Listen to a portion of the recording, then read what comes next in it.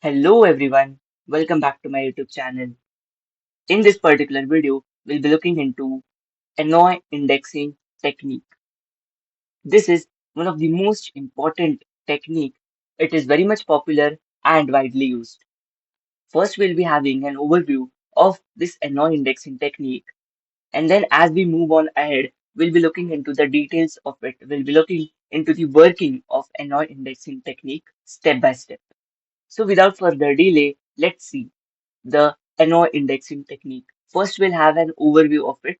Firstly, I would like to clarify that the Annoy is short for approximate nearest neighbor. Oh, yeah.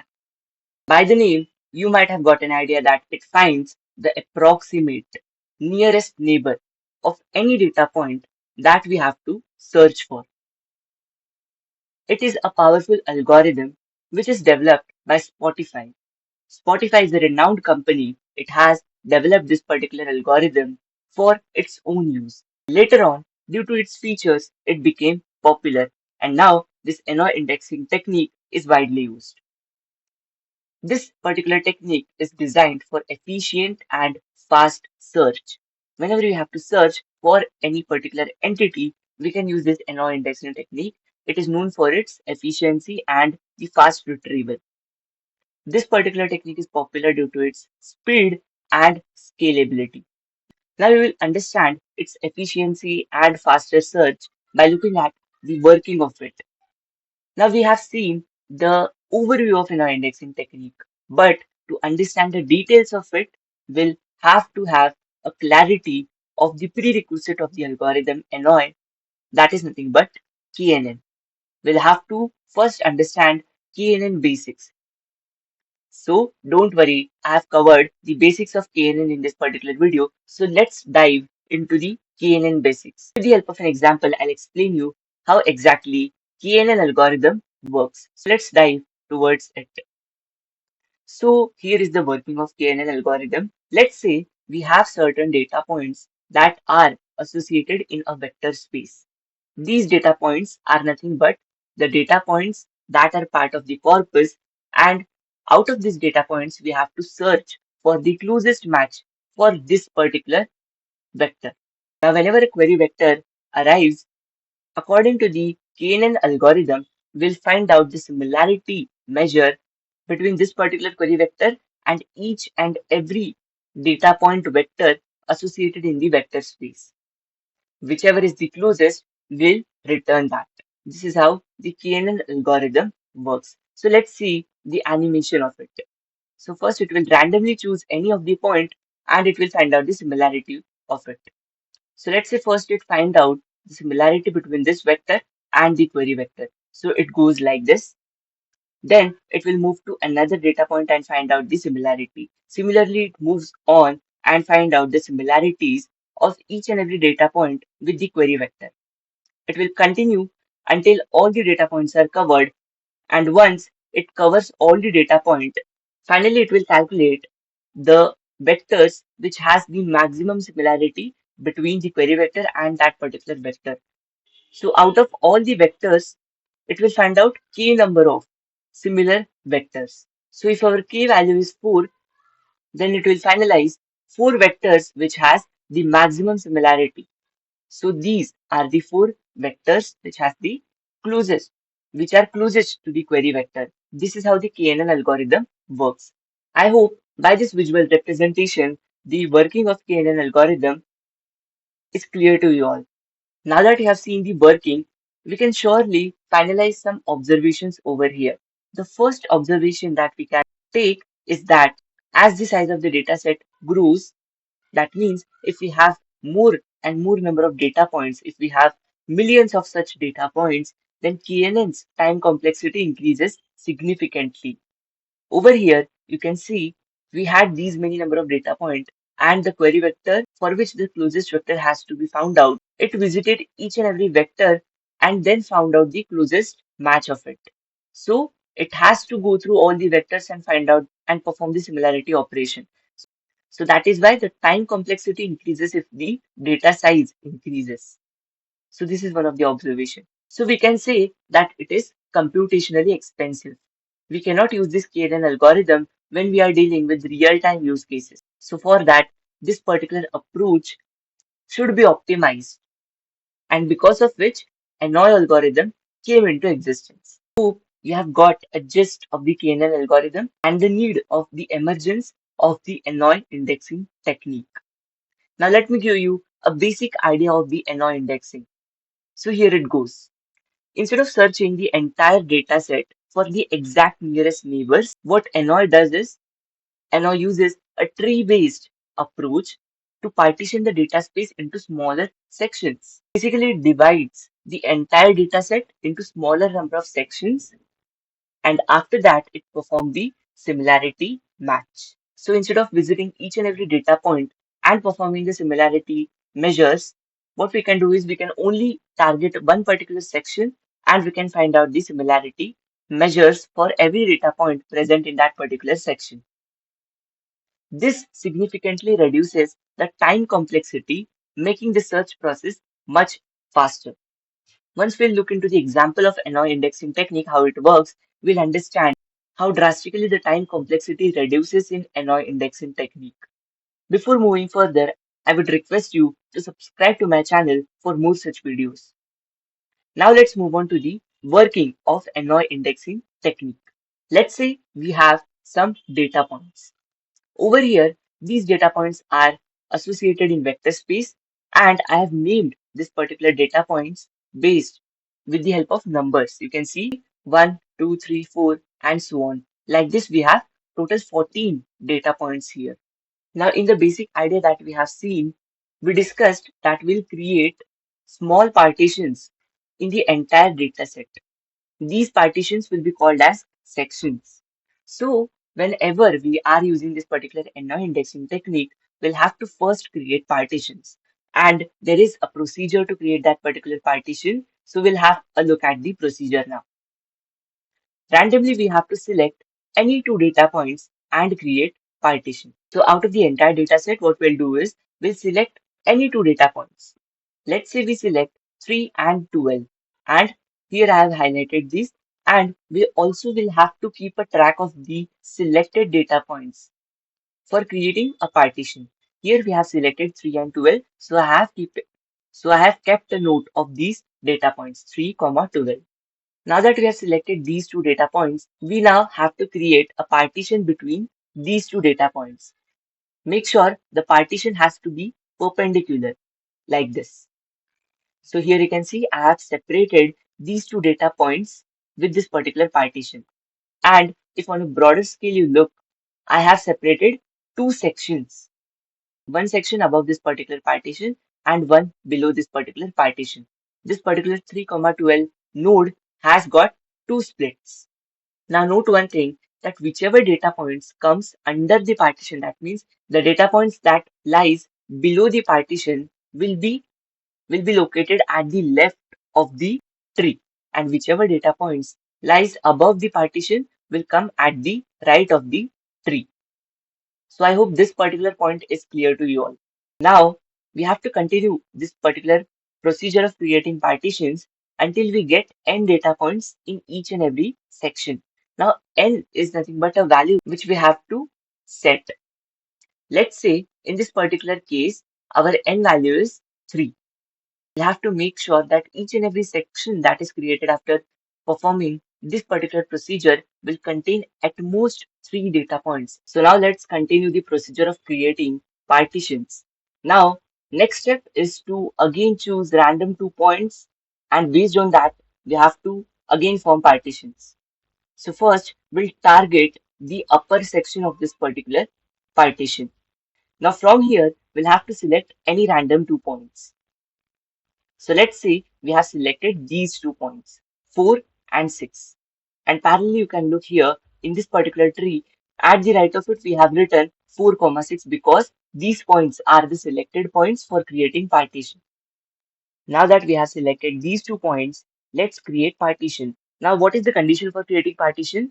We have to create the partition perpendicular to the points that are chosen. So you can clearly observe that between these 2 points, we have to create a partition which will be perpendicular to these 2 points. So it will look something like this. And parallelly, you can see over here inside the tree, we have created two branches of it. Now, as and when the partition gets created, we get two sides. Let's focus on one section at a time. Let's focus on this particular section first, and let's create partitions inside this section until we reach to a condition that we have at most n data points in each section. So let's focus on this particular area now. We have 4 points in this particular section, and according to the n value that we have chosen n value as 3.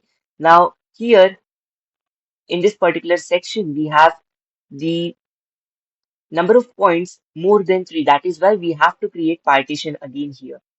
So what we'll do is we'll choose randomly 2 points. Let's say we choose 2 and 3 as two random points. You can see parallelly at the tree, we have written 2, 3 here in this particular position. Now, why we have written this to the left of 4, 6? Because if we observe this particular partition, the points 1, 2, 3, and 4 are lying below this particular partition, and the points 5, 6, and 7 lies above this particular partition. Since 2 and 3 comes under the partition, that is why we have written 2, 3 to the left of the 4, 6 point. So I hope this thing is clear. Now that we have chosen these particular points, let's create partition. Let's create a perpendicular partition for it. Now you can clearly see that after creating this particular partition, we again have got two sections. One section contains points 1 and 2, and the other section contains point 3 and 4. Now, if you carefully observe, in both the sections, we have 2 points which satisfies the condition of at most n data points, where n value for this particular case is chosen to be 3. So the number of points in each section is less than or equal to 3. So that is why here in this particular case, we'll have to stop creating partitions among these sections. And since we are now no more creating partition in this particular section, what we'll do is we'll simply write all the remaining data points in the particular branch, and we'll complete that branch. So over here you can see for the partition 2, 3, we have 1 and 2 points. These points are lying above this particular partition. So we'll write 1, 2 to the right of 2, 3. Since 3 and 4 points are lying below this particular partition, so we'll write it to the left of this particular 2, 3. So here at the right of 2, 3, 1 and 2 will come, and to the left of 2, 3 comes 3 and 4. Now if we come above one step, here we have a partition of 4, 6. Now we already have completed the left branch of 4, 6. Now let's complete the right branch of 4, 6. If you carefully observe here in this particular section, we have 3 points. We have at most 3 points, 5, 6, 7. So here there is no need to create more partitions. So that is why we'll stop here, and we'll simply write 5, 6, 7 at the right of 4, 6, and we'll complete this particular branch also. So it will look something like this. So I hope the right branch of 3, 12 is clear to you all. We have covered the above section of this particular data points. Now let's focus on the below section. That is nothing but the left branch of 3 and 12 data points partition. Now from the points that are located below this particular partition, we have to randomly choose 2 points to create partition. Now let's choose 12 and 11 as the random points, and now considering this 11, 12 point, we'll have to create a perpendicular partition. So let's create that. So here you can see we have got two different sections. One section containing 3 points, 14, 12, and 13, and the other section contains 4 points, 11, 10, 9, and 8. You can clearly observe, considering this particular partition slope, the points 14, 12, and 13 are lying above the partition, and the points 8, 9, 10, and 11 are lying below the partition. Now, if we focus at the number of points, the condition is not satisfied here. That here we don't have at most 3 points. We have more than 3 points. That is why we'll have to create partitions here. So let's consider two random points and let's create partition. So over here we have chosen 9 and 10 as the two random points. So, so parallelly you can watch here that to the left of 11 and 12 comes 9 and 10 because these points lie below the partition. So now since we have chosen 9 and 10 as the random 2 points, let's create a perpendicular partition against it. So over here you can see after creating the partition, we have 2 points in each section remaining. Since this is satisfying the criteria of having at most 3 points, that is why we have written 8 and 9 to the right of this partition 9, 10 because 8 and 9 are lying above the partition and 10 and 11 are lying below the partition. So we have written 10, 11 to the left of 9, 10 partition. Now let's come one step above. We have this 11, 12 partition, which was the earlier partition. We have completed the left branch of the 11, 12 partition. Now let's focus on the right branch. Now let's focus on the right branch. That is nothing but the points that are lying above the partition 11, 12. This particular section contains 3 points, which is satisfying the criteria of having at most 3 points. So over here, we don't have to create more partitions. That is why we'll simply write 12, 13, and 14 to the right of 11, 12 partition. And that completes the right branch of the 11, 12 partition also. So over here, you can see we have completed every single section from this particular partitions. Now, once this particular tree is created, we will use the same tree to perform the search operation. And how we can do that? Let's have a look at it with the help of an example of searching operation that Annoy indexing uses. Now, before performing the searching operation, I would like to highlight each section with different color. You can see I have given distinct color to each section points. Now, once this is done, let's move on to the search operation. Do you want to check out this attractive funny memes? Then what are you waiting for? These are just a glimpse of the memes that I've created on my Instagram page. You can find the link to my Instagram handle in the description box. Please visit the link and do watch all these interesting funny memes. These are not just memes. These memes and reels contains technical information. Here I try to relate memes with the technological concepts. So please do appreciate that by watching all those. And if you love it, please hit the follow button. Now let's consider a scenario that we have this particular query point that has arrived. We have to search the most similar, or I would say the closest data point to this particular query point.